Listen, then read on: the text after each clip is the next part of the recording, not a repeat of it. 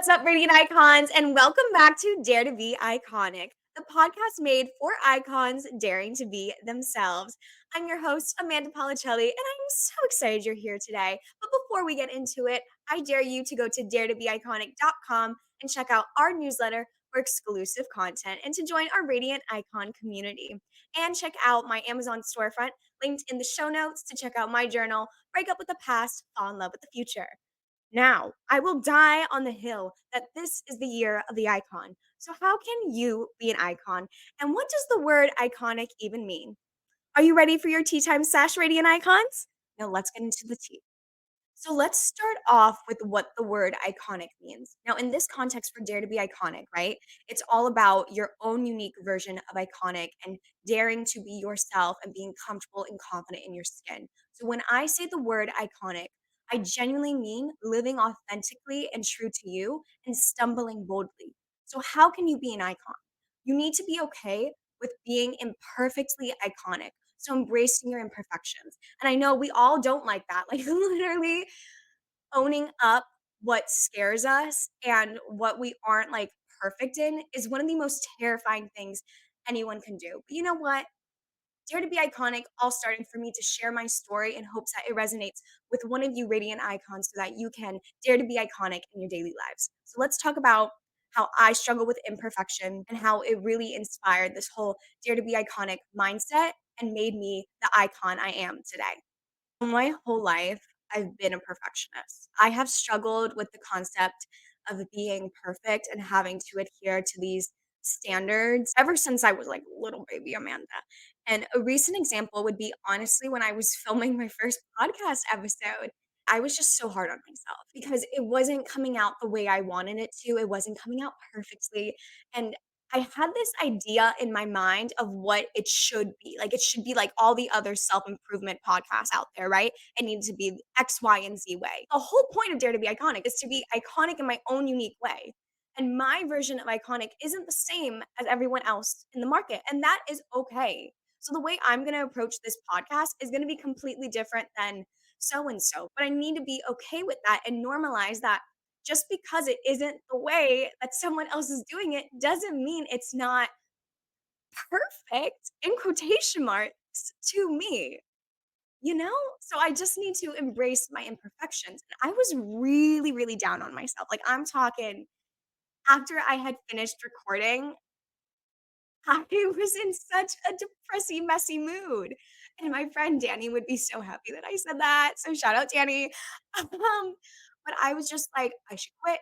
I'm a failure. This is gonna suck. No one's gonna listen to me. And you know what? If this isn't their cup of tea, then you know what? That's okay. Because I'm being authentic to myself. And the way for me to be authentic to myself is to just talk to the camera right here in my bedroom on this mic like I'm talking to one of my best friends because that is the whole point of Dare to Be Iconic is being authentic to me and that's how I shine and thrive in my iconicness, you know? So let's talk about how to embrace imperfection. So how can you be imperfectly iconic? This is a hard one for me specifically because I suck at giving myself grace. I suck at being kind to myself. I don't like admitting when I failed. I don't like to admit that I'm imperfect, but we all are, you know? So it shouldn't be something that I'm ashamed of or like embarrassed by, but I always get in my head about it. One way that we can be imperfectly iconic and be the icons we are is by embracing our imperfections and by being kinder to ourselves and giving ourselves grace and accepting that we will fail and that's okay. Think of imperfections as a painting. Okay. So every stroke or splatter makes up this beautiful, messy canvas that is our lives. Our lives shouldn't be perfect because life isn't perfect. And that's okay to embrace those imperfections because that's what makes us iconic. That's what makes us unique and beautiful and the icons that we are. So, how do we get over that hurdle of being imperfect? We have to own them and say them out loud. So, I'm going to own my imperfections right now. Now, my therapist would say I'm a queen at this. I love to create unnecessary chaos for myself. I love it. And as many times as my beautiful and sweet therapist tells me, stop creating chaos for yourself, I will continue to create unnecessary chaos in my life. That's just always going to happen. I will overthink certain situations and play them multiple times in my head because I just want them to be what? Perfect. Yes. So I create this unnecessary chaos in my life that I do not need, but I do it anyway. So I need to start giving myself grace when I do it and start recognizing those patterns. And I am getting better at it, but it is a struggle. So that's an imperfection of mine. Another one would be right after the breakup. For months, I carried the shame that we talked about in episode 1. Like, I was just letting this narrative that my ex wrote of me dictate and define my entire narrative and how I perceived myself and how I moved and went about life.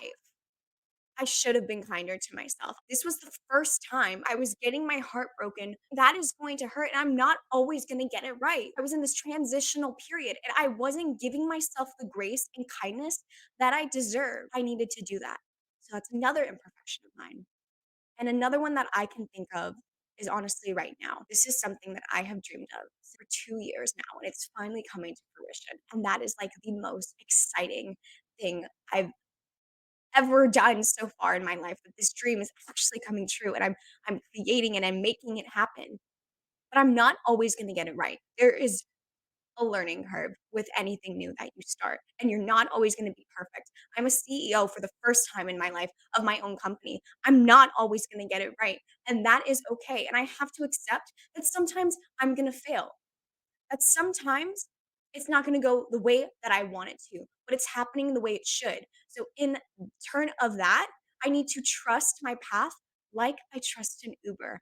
And I know that's a lot easier said than done. We are going through it right now, y'all, but we can talk about that later.